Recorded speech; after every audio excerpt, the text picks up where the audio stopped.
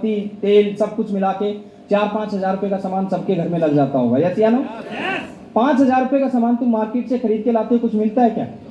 अगर आरसीएम में तुम्हें ओरिजिनल प्रोडक्ट मिल जाए और 5 हजार के साथ में 200-300 रुपया उल्टा मिल जाए, कैसा रहेगा? साथ के साथ में एक सिस्टम है आपका, प्लान आपको समझा देगा कि 5 हजार का सामान खरीदने से 200-300 या 150-200 रुपया कैसे आपके अकाउंट में रिटर्न आ सकता है। मेरे भाई मैंने देखा है आज दुकानदार जो है अकाउंट खुलवा के रखते हैं, सेविंग अकाउंट। कोई डाकखाने से आता है, कोई 10 रुपए देता है, कोई 20 रुपए देता है, डेली के करते हैं सेविंग। कुछ सेविंग करते हैं, हमारे इधर से दुकानों पे आते हैं, डाकखाने वाले आते हैं, कई बैंकों वाले आते हैं, रोज की उनकी बुक होती है, उसमें कोई 20 रुपए जमा कराता है, कोई 50, धीरे धीरे करके पैसा इकट्ठा हो जाता है। अरे दोस्तों, आप कम से कम आपके घर में एक अच्छा प्रोडक्ट जिससे आप बीमार नहीं होंगे और आरसीएम को ज्वाइनिंग करके अगर सिर्फ और सिर्फ आपने यहाँ से प्रोडक्ट भी लेना शुरू कर दिया, आप देखोगे आप साल 6 महीने के अंदर जब उस अकाउंट को खोल के देखोगे तो 5-7 हजार रुपये आपके अकाउंट में फ्री फंड कब मिलेगा और ओरिजिनल प्रोडक्ट आपके घर में आ जाएगा। दोस्तों तो सिंपल सा प्लान है दोस्तों, इसमें कोई गणित नहीं है, कोई भी गणित नहीं है। अगर कोई बिल्कुल अनपढ़ आदमी यहाँ पे बैठा है, उसको मैं समझा देता हूँ, तुम्हारे पड़ोस में जो किराने की दुकान करे बैठा है गाँव में, वो अपने घर पे प्रोडक्ट नहीं बनाता, उसका सारा गुजारा आपके गांव वालों की वजह से चल रहा है, यस या नो? वो सीतामढ़ी से लेके जाता है, सीतामढ़ी वाला मुजफ्फरपुर से और मुजफ्फरपुर वाला पटना से लेके आता है, और जो सामान पटना में बनता है वो आपके पड़ोस में जो दुकानदार बैठे हैं उस रेट में नहीं देगा। सब लोग कमाते हैं, ये बीच का पैसा कंपनी ने बचा के, कंपनी अपने पास से कुछ नहीं देती, आप ही का पैसा आपको रिटर्न मिलता है। लेना चाहते हैं? कितने लोग लेना चाहते हैं? फिर आज तक आरसीएम क्यों नहीं समझ में आ रहा आप लोगों को? सिंपल सा कॉन्सेप्ट है मेरे भाई। अब मैं थोड़ा सा अपने बारे में बता देता हूँ कि आरसीएम क्या है। टाइम क्या हो गया सर? ना है तो मेरे को बता देना, जल्दी से खत्म कर दूंगा मैं। मेरी ट्रेन है राजधानी और मैं पिछले लगभग 15 दिन से बाहर हूँ। नाम साबुद्दीन खान है, वो वाला साबुद्दीन नहीं, बिहार वाला नहीं सर, हरियाणा से साबुद्दीन खान। और मैं हरियाणा से हूँ, डिस्ट्रिक्ट करनाल में एक छोटा सा गाँव है उपलाना। मेरे दादाजी बेचारे जो हैं औजार बनाने का काम करते थे। अब जानिए मेरी स्टोरी को और आप देखिए कि जब ये कर सकता है तो हम क्यों नहीं कर सकते। तो हमारे गांव में जमीन जायदाद बहुत ज़्यादा लोगों के पास हुआ करती थी, तो हमारे गांव ने डिसीजन लिया यार किसी मिस्त्री को लाते हैं, गांव में बसा देते हैं। उस समय पैदल के रास्ते हुआ करते थे, चलो यार इतनी दूर जाना पड़ता है, यहीं पे गाँव में मिस्त्री आ जाएगा तो काम चल जाएगा। तो मेरे दादा को ला के वहाँ पर बसा दिया गया और मेरे दादाजी बेचारे मजदूरी करते, किसानों का काम करते, और जब फसल का टाइम आता तो मेरे दादा को पैसा नहीं मिलता था, फसल के टाइम पे अनाज मिलता था। क्या मिलता था? अनाज मिलता था। ये मेरी बैकग्राउंड थी। उसके बाद हम आगे, मेरे पापा, फिर मेरी ज़िंदगी जब आगे बढ़ी, मेरी आंखें खुली, तो मैंने अपनी आंखें कैसे घर में खोली। मेरे घर में एक खजूर का सतीर लगा हुआ था। सतीर समझते हैं? सतीर, ये जो चीज़ लगी हुई है ना, ये खजूर का मेरे घर में था। और सफ़ेदे के जो डंडे होते हैं उनसे मेरे घर में छत बनी हुई थी, गोबर का पोछा मेरे घर में लगता था। दोस्तों, मेरे घर के सामने एक सरकारी स्कूल था। उस सरकारी स्कूल में जब मैं पढ़ने के लिए जाता था तो प्लास्टिक यूरिया का एक कट्टा आता है खाद का, उसको सील के मेरी माँ ने मेरा बैग बना रखा था। दोस्तों, ज़िंदगी में करना बहुत कुछ चाहते थे, ना तो बैकग्राउंड थी, ना पैसा था, ना ज़मीन थी और ना डिग्री थी हमारे पास, लेकिन सपने बहुत बड़े थे। ज़िंदगी में करना बहुत कुछ चाहता था, सोचता था क्या करूँ।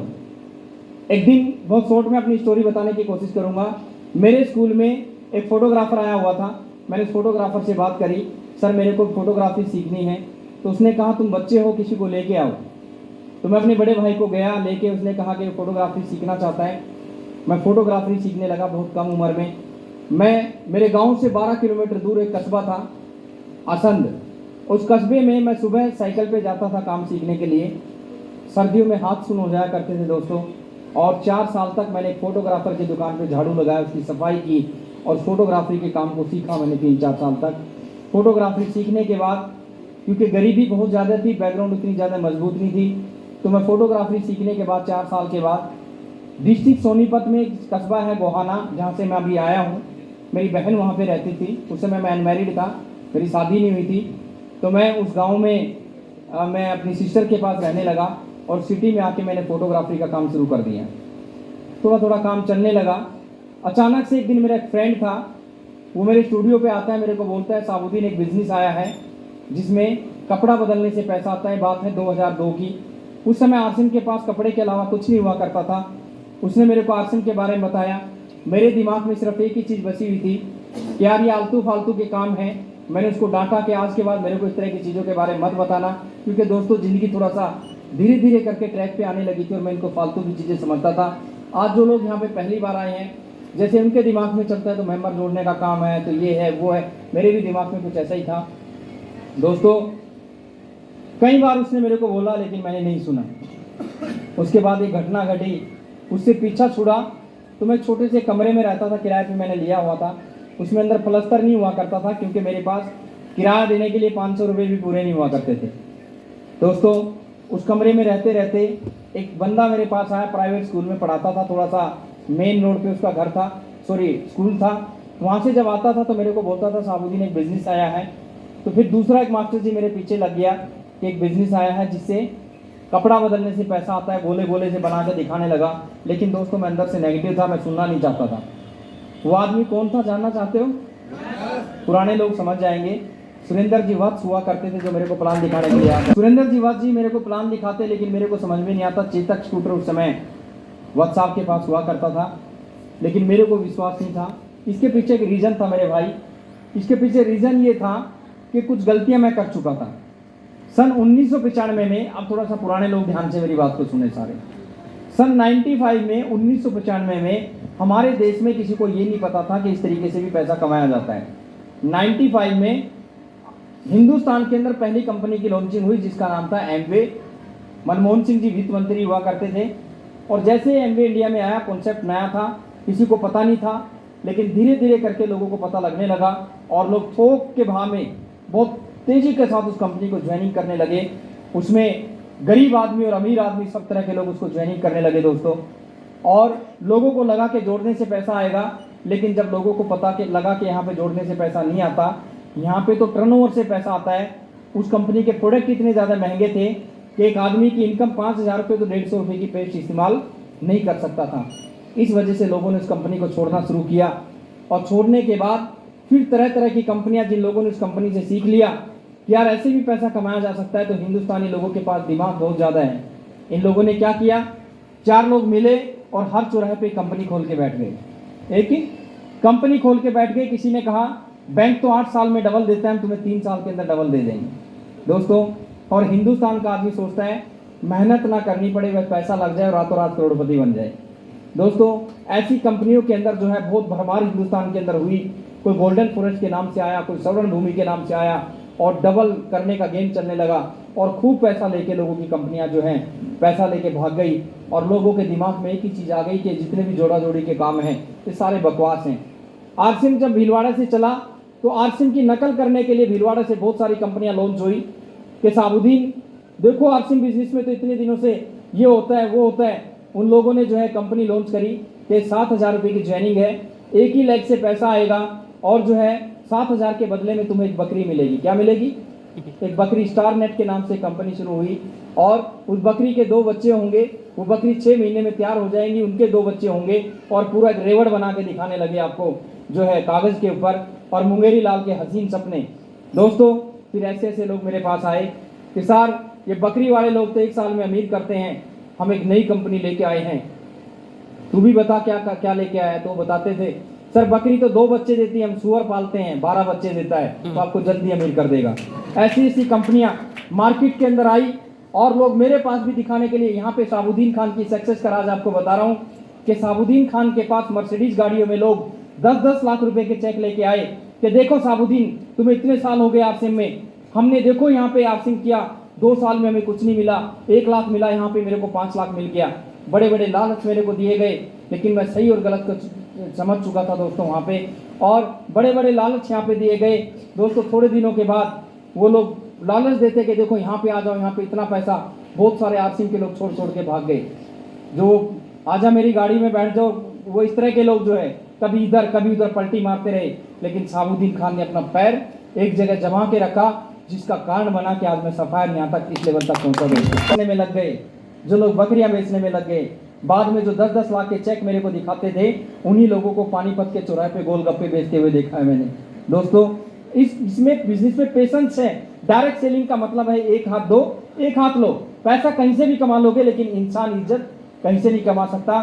सोचिए मेरे भाई, आज ऐसी ऐसी कंपनियां मार्केट में, मैं तो हैरान हूँ क्रिप्टो करेंसी के नाम से लोग बोल रहे हैं, अरे तू 10,000 लगा, तू 10,000 लगा, 2 मेंबर बना के ला। ऊपर वाले उल्लू को मिल जाते हैं 10 के 11,000 और नीचे वाला उल्लू बोलता है तू 2 उल्लू पकड़ के ला। अब वो 2 धीरे धीरे करके उल्लुओं की फौज इकट्ठी हो जाती है। जिस दिन वो ऊपर वाला उल्लू भागेगा ना, तो नीचे वाले उल्लू उनके घर में बढ़ जाएंगे, ला मेरे पैसे वापस। और उस दिन आपस में वो उसके गले में जूतों की माला डाल देगा, वो उसके गले में जूते की माला डाल देगा और कंपनियों को बदनाम करेंगे, एथिकल कंपनियों को। दोस्तों, ऐसी सी कंपनियां मार्केट में, क्योंकि हिंदुस्तान एक ऐसा देश है यहाँ पे 50-100 करोड़ का जब तक घोटाला नहीं हो जाता, जब तक तो सरकार को ही नहीं पता लगता। तो दोस्तों, इस तरह की चीज़ों से आपको सावधान रहना है। आपको एथिकल कंपनी, आरसीएम बिजनेस के बारे में मैं कोर लीडर हूं दोस्तों। हमारी मीटिंग होती है, 30-40 लोग हम कोर के लीडर हैं इसमें। हम वहाँ पे काउंसलिंग करते हैं। हिंदुस्तान के अंदर आज आरसीएम का जिस तरह का बैकग्राउंड है, आज आरसीएम जिस तरीके से काम कर रहा है, और जिस दिन ये आरसीएम अपनी करवट हल्की सी भी बदलेगा ना, तूफान आ जाएगा मार्केट में, ढूंढने से नहीं मिलेगी दूसरी कंपनियां। मैं गारंटी देता हूं कंपनी की इस तरह की तैयारियां चल रही हैं दोस्तों। जिनके पास नेटवर्क होगा, जिनके पास एक पॉजिटिव टीम होगी, जिनके पास पॉजिटिव लीडर होगा, जिनके पास ये होगा, ये पलटी मारने वाले लोग। आज भी मेरे को बहुत सारे लोग मिलते हैं, खान साहब मैंने 2005 में शुरू किया था। मैंने कहा मैं क्या करूं? बोला जी अब फिर शुरू किया है। मैंने कितने दिन शुरू रखेगा? मेरे भाई 2005 में तो मैंने भी शुरू किया था। तो ऐसा नहीं है, इस बिजनेस को जब सिस्टमेटिकली तरीके से आप लोग करेंगे तो दोस्तों आपकी जिंदगी, कहने का मतलब मैं आपको क्या बताना चाहता हूं, मेरे पास सुरेंद्र जी वर्क प्लान दिखाने के लिए आए, विजय विरोधिया जूनियर आए। मैंने इस प्लान को नहीं समझा। रीजन क्या था कि मैंने गलतियां की। मैं भी इस तरीके की कंपनियों के अंदर फंसा हुआ था और मैं रातों रात करोड़पति बनना चाहता था। मैं फोटोग्राफी के दुकान से जो है मेरा बैठना बंद हो गया, क्योंकि जुनून सवार हो गया दिमाग पे कि कामयाब होना है। और सिम से पहले की बात बता रहा हूँ, इन कंपनी बकरी और सुअर वाली कंपनियों की। दोस्तों, फोटोग्राफी का काम मेरा धीरे धीरे करके ख़त्म होने लगा, क्योंकि मैं वहाँ पे बैठता नहीं था। ख़त्म क्या हो गया, बंद हो गया मेरा काम। मेरे पापा को गाँव में किसी ने बोला जाके, मियाँ जी 40-50 साल हो गए आपको यहाँ पे रहते हुए, दादाजी आए थे 70 साल हो गए, किसी ने उंगली आपके ऊपर नहीं उठाई, तुम्हारा लड़का तुम्हें बदनाम कराएगा। वो कंपनियों के चक्रों में लगा रहता है कि कोई पैसे मांगने आएगा तो कहाँ से दोगे। मेरे पापा को ऐसे ऐसे करके बोला। मैं सिटी में रहता था, 6 महीने तक पापा के सामने नहीं आया। जब पापा को पता चला कि उसका सब कुछ मामला गड़बड़ हो गया है, तो पापा ने सोचा किसी शादी कर देते हैं, सुधर जाएगा, तो बर्डन आएगा तो सुधर जाएगा। तो मेरी शादी कर दी बहुत जल्दी, उस समय ज़्यादा एज मेरी नहीं हुआ करती थी, शादी कर दी। शादी करने के बाद दोस्तों बर्डन आ गया। पहले तो अकेला था, फोटोग्राफी बंद हो गई, पैसा कहाँ से लाऊं, 1-1 रुपये का मोहताज हो गया। किसी फोटोग्राफर की दुकान पे दोबारा से किसी नौकरी की तलाश ढूंढ रहा था कि 1000-2000 रुपये की नौकरी मिल जाए तो काम चल जाएगा। उस ज़माने में 1000-2000 की वैल्यू हुआ करती थी। लेकिन फिर वो सेठ दोबारा से याद आता है कि यूँ तो जगाने के बहाने लाखों आते हैं, उसको दरों पे दस्तकें देने खुदा आया नहीं करता। 15 जनवरी 2005 को मिस्टर विजय विरोधिया जी जो है मेरे बहुत अच्छे दोस्त भी हैं। आरसीएम से पहले हम एक दूसरे के फ्रेंड रहे हैं, बहुत अच्छे तरह से हम घरेलू रिलेशन सारी चीज़ें। तो विजय विरोधिया जी मेरे को समझाने के लिए आते थे। शुरू में मैं उनकी मजाक उड़ाता था, क्यों धक्के खा रहे हो इसमें, फालतू में कर ले, ज़िंदगी में कुछ अब बर्बाद हो रहे हो। मैं विजय जी को समझाता रहता था। मैंने विजय जी को, उस ज़माने में किटें आती थी, विजय जी 3 किटें इधर टंगी हुई है, 3 इधर टंगी हुई है, पीछे लटके हुए जीप में जा रहे हैं पानीपत लेके। मैंने देखा अपनी आंखों से, लेकिन मैं मजाक उड़ाता था। दोस्तों, 15 जनवरी 2005 को विजय जी का चेक था 20-21 हज़ार का। मेरे को बोला, एक दिन आया और आने के बाद मेरे को बोला कि साबुद्दीन तेरा दिमाग ख़राब है, तू इतना अच्छा लीडरशिप तेरे अंदर है, क्योंकि मैं ऐसी वैसी कंपनियां कर चुका था, अगर तू करेगा तो बहुत अच्छा हो सकता है। ये वो 1 घंटे की मीटिंग चली विजय विरोधिया जी के साथ, और मैं उस समय परेशान हो चुका था, मजबूर था, कुछ तलाश में था। तो मिस्टर विजय विरोधिया जी ने मेरे को कहा कि साबुद्दीन शुरू करो।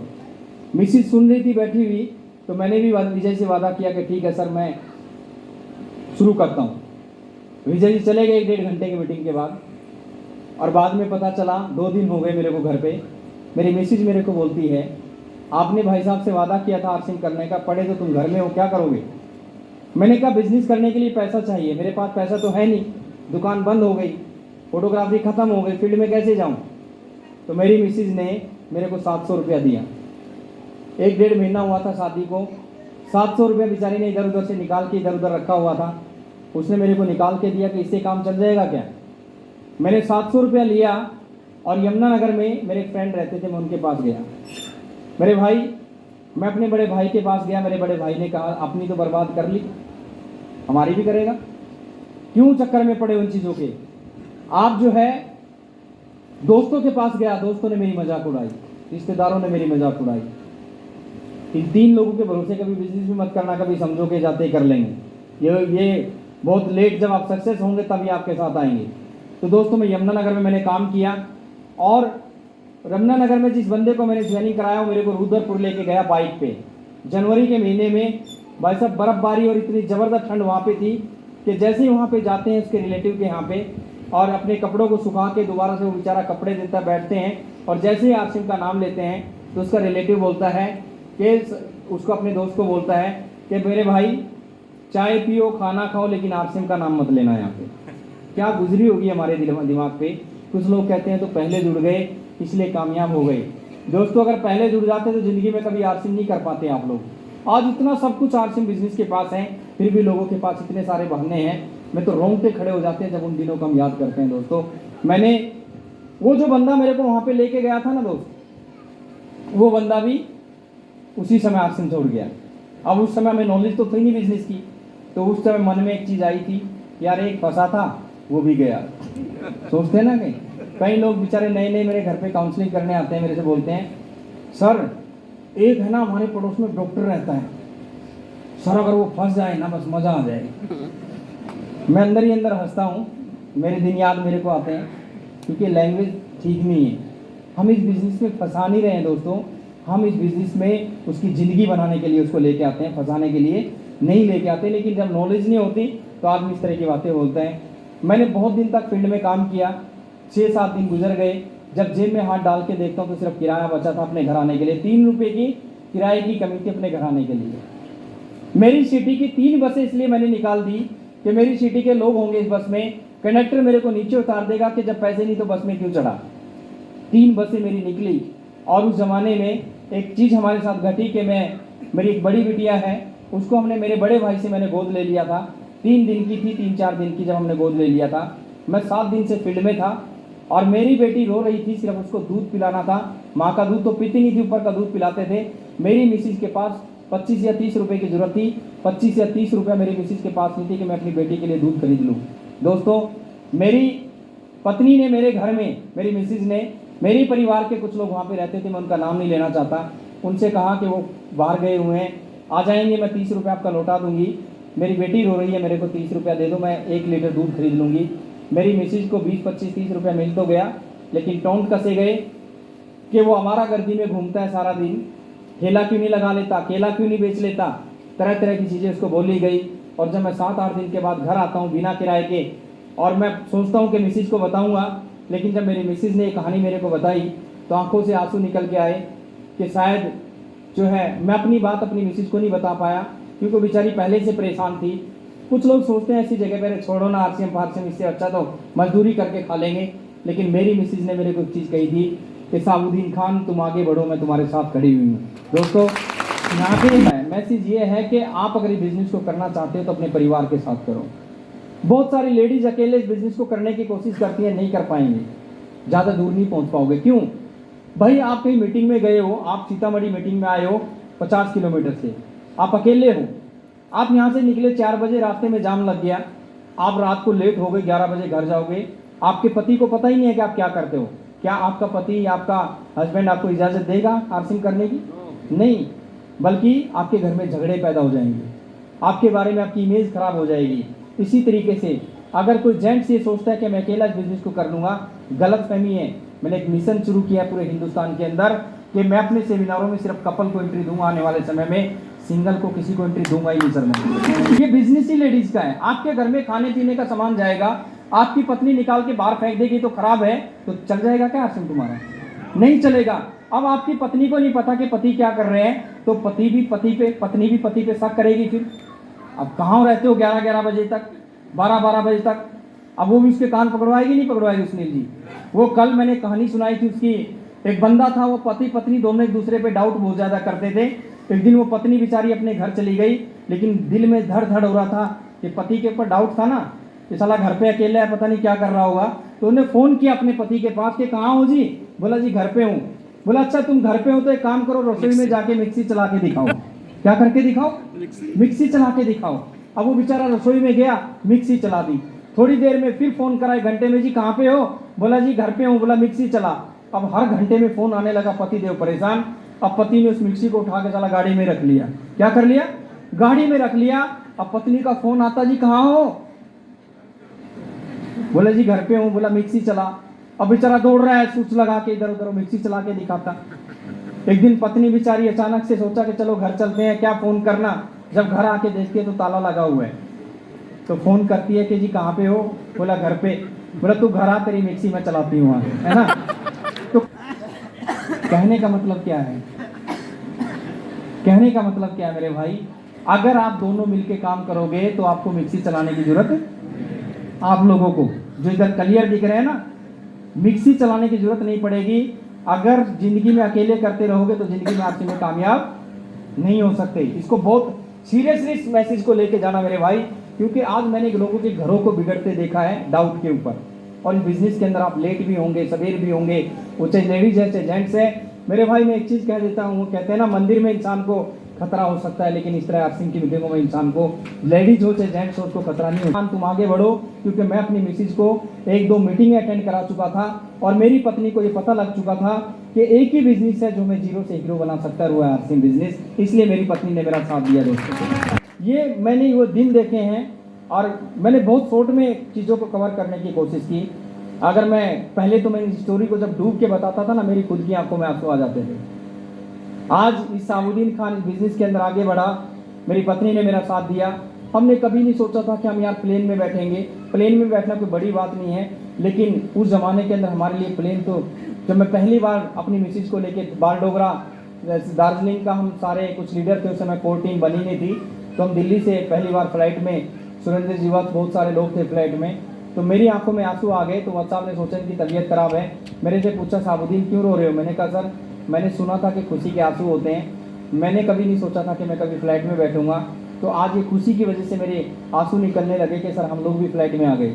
और जब वो प्लेन ऊपर उड़ने लगा ना दोस्त, तो मेरी मिसिज ने, अब थोड़ा अच्छी बातें आपको बता देता हूँ खुशी के दिन, मैंने अपनी मिसिज का एक चैन, गोल्ड की चैन मैंने गिफ्ट की थी शादी में। मैंने पैसे की वजह से उसको भी सेल कर दिया था। जब मैं पहली बार दार्जिलिंग गया, प्लेन में था, तो प्लेन ऊपर उड़ने लगा और दुनिया छोटी सी नीचे नज़र आती है। तो मेरी पत्नी ने मेरे को ऐसे हाथ मार के बोला था कि खान नीचे देख, ये आरसिंह बिजनेस कितना, ये दुनिया कितनी छोटी सी, आरसिंह बिजनेस कितना बड़ा है दोस्तों। आरसिंह बिजनेस मेरा चेक 20,000 भी आया, 30,000 भी आया, 50,000 भी आया, 70,000 भी आया, 1 लाख, 2 लाख, 3 लाख, 4 लाख, 5 लाख, 6 लाख, 7 लाख, 8 लाख, 9 लाख। अब तो बीच में रुकना पड़ता है आगे बढ़ने के लिए। 10 लाख, 11 लाख, 12 लाख बहुत हैं। 12,73,000 रुपये का मेरा एक महीने का चेक दोस्तों बिजनेस में। एक महीने का लगभग 14 करोड़ रुपए के आसपास आरसिंह बिजनेस से ले चुका हूँ दोस्तों। ये वो साबुद्दीन खान है जिसके पास कभी 3 रुपये किराए की कमी हुआ करती थी। ये वो साबुद्दीन खान है जिसके घर में प्लस्तर नहीं हुआ करता था, एक छोटे से कमरे में। कई लोग मेरे घर पे गए हैं। आज लगभग 2 से 2.5 करोड़ रुपए का मेरा घर, जिसमें मेरा शानदार अपना एक ऑडिटोरियम है जिसमें 250 से 300 लोगों की मीटिंग हो सकती है, और मेरा एक अपना खुद का रेजिडेंस उसमें है। आज एक गेस्ट हाउस मेरे घर में, जिसमें मेरे स्टार रूबी इमरान आते हैं तो उनको होटलों में रुकने की जरूरत नहीं पड़ती, और लास्ट मंजिल पे स्विमिंग पूल बना हुआ है दोस्तों।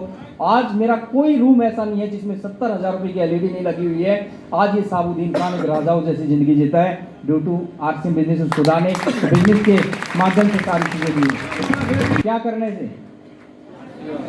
हल्दी नमक मिर्च खाने से। क्या करने से? हल्दी नमक मिर्च खाने से। लोग कहते ओ आरसीएम ऐसे दूर भागते हैं जैसे हमने कोई गुनाह कर दिया हो। आपसे, आपके जब आप आरसीएम करते हो ना, आपके दोस्त ऐसे दूर भागेंगे जैसे कोड़ की बीमारी लग गई हो आपको, ऐसे दूर भागेंगे। रिश्तेदार भी, सब लोग इस तरह दूर भागते हैं। तो दोस्तों आरसिंह बिजनेस कोई छोटी मोटी चीज़ नहीं है। आपके इतने शानदार लीडर आपके पास में मैं बहुत दिनों से जानता हूँ। सुनील ठाकुर जी हैं, रणधीर जी हैं, भोला जी हैं, और बहुत सारे साथी जिनका मैं शकल से पहचानता हूँ, नाम मेरे को याद नहीं है। आप लोगों ने घर की मुर्गी दार बराबर, अरे सीतामढ़ी कहाँ था और कहाँ पहुँच गया। अरे मैंने लोगों को 10 लोगों की जहाँ पे मीटिंग होती थी ना, उस मीटिंग को लेके चला गया मैं बड़े बड़े 2-2 हज़ार लोगों के ऑडिटोरियम में। और आज सीतामढ़ी जहाँ पे 2,000 लोगों की मीटिंग होती थी, आज सिमट में, आज लोग आप सिमट के इसमें आ गए। मेरे भाई आपको अपनी पुरानी वाले फॉर्म में आना पड़ेगा। आपको पूरे हिंदुस्तान को दिखाना पड़ेगा कि सीतामढ़ी अभी सोया नहीं है, अब जाग गया है। अब हम दिखाएंगे सीतामढ़ी कितना बड़ा काम करके दिखाएगा। ऐसे ऐसे शेर सीतामढ़ी के अंदर रहते हैं, लेकिन उस छुपे हुए शेर को आप लोग अपनी जगह लो। उसको जगा लो। पूरा एरिया खाली पड़ा है। मैं कहता हूँ बाहर जाने की जरूरत नहीं है, आस पास से ही आप लोग करोड़पति बन सकते हैं आरसी बिजनेस के अंदर। इतना ज़्यादा स्कोप आपके सीतामढ़ी एरिया के अंदर है।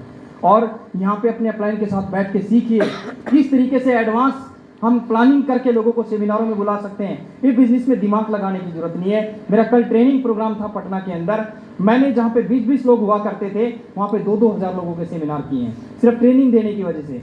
हम सेमिनारों में लगे हुए हैं, हमें ट्रेनिंग की जरूरत है। किस तरीके से, देखिए मैं एक चीज़ आपको बताता हूँ। आपके पास एक खेत है, वो खेत पूरा तैयार है, उसमें सिर्फ बीज डालना है। आपके हाथ में बीज है, आप ऐसे ऐसे करके घूम रहे हो, खेत में बीज नहीं डाल रहे हो, कुछ उगेगा क्या वहां से? अरे बोलो ना भाई, कुछ नहीं उगेगा। मेरे भाई आरसीएम बिजनेस का खेत क्या है? आरसीएम बिजनेस का खेत है ये सेमिनार। ये जो क्या है, ये जो हाल है ना, ये खेत है आरसीएम बिजनेस का। इसकी तैयारी कई दिन से पहले, इसको जोतने के लिए कई बार हल लेके सुनील ठाकुर आए बुकिंग कराने के लिए, कई बार इसको चेक करने के लिए आए। ये क्या चल रहा था, ये इसकी तैयारी चल रही थी खेत के अंदर बीज डालने की। और ये प्रमोट कर रहे थे कि 14 तारीख को साबुद्दीन खान कृषि मंत्री आ रहे हैं इसमें बीज डालने के लिए। अब जिस आदमी के जितने ज्यादा है, मेरे पास एक बीज है, मैं डाल के चला जाऊंगा। अब जब खेत में बीज डालते हो, कौन सा उगेगा कौन सा नहीं उगेगा भगवान को पता है कि आपको पता है? किसको पता है? ऊपर वाले को। अब इस खेत में किसी ने डाल दिए 20 बीज, किसी ने डाल दिए 50 बीज, किसी ने डाल दिए 10 बीज, और किसी ने एक भी नहीं डाला। तो किसके ज्यादा चांसेस है कि किसकी फसल ज्यादा होगी? जिसका जितना ज्यादा बीज यहाँ पे पड़ा होगा उतने ज्यादा चांसेस होंगे उगने के। यानी कि जिसकी जितनी ज्यादा टीम। मेरे उस्ताद ने, जिससे मैंने नेटवर्क मार्केटिंग सीखी, वो ट्रेनिंग का एक पार्ट आपको बता के जाता हूँ। सिर्फ एक ही चीज मेरे को बताई, सर मेरे को कामयाब होना है जल्दी, क्या करूं? उसने कहा लिख, 5 पॉइंट नोट कराता हूं। मैंने कहा सर ठीक है लिखवाओ। उसने कहा गाड़ियां भरो और सेमिनारों में बिठा दो। मैंने कहा सर ठीक है लिख लिया। नंबर 2 बताओ सर क्या करना है? उसने बोला लिखो, गाड़ियां भरो और सेमिनारों में बिठा दो। मैं उसको मुंह पे देखने लगा, बोले इधर मत देख उधर देख, ये मेरा दूसरा पॉइंट है। मैंने कहा सर लिख लिया। बोला लिख तीसरा पॉइंट, गाड़ियां भरो सेमिनारों में बिठा दो। और 1000 बार भी तुम मेरे से सवाल करोगे तो 1000 बार मैं एक ही जवाब दूंगा कि गाड़ियां भरो सेमिनारों में बिठा दो। जमाना बदल चुका है, हम एजुकेशन का डंडा लेके लगे हुए हैं। पहले जमाने के अंदर जब हम पहली क्लास में जाते थे, कुछ काम करते नहीं थे, डंडा मारता था टीचर। क्या करता था? डंडे मार मार के पूरा बैकग्राउंड खराब हो जाता था हमारा, मतलब पहली क्लास में। आज के टाइम जमाना बदल चुका है।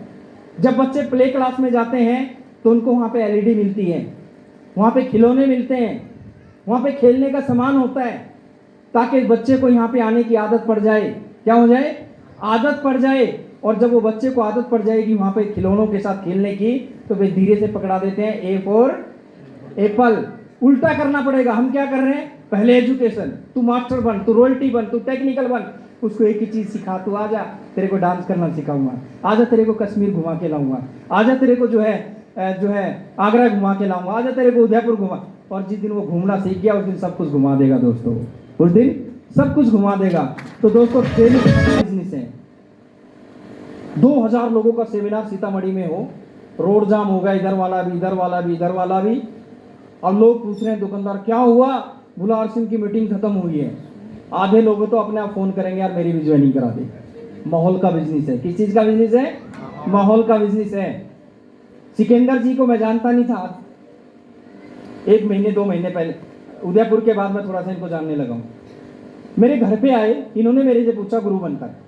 मैंने एक ही चीज कही है कि पहले माहौल, क्या चाहिए? पहले माहौल अगर तुमने ठंडा कर दिया तो जितनी मर्जी ताकत लगा लेना तुम अपने बिजनेस को नहीं उठा सकते। आपको पहले माहौल बनाना पड़ेगा। क्या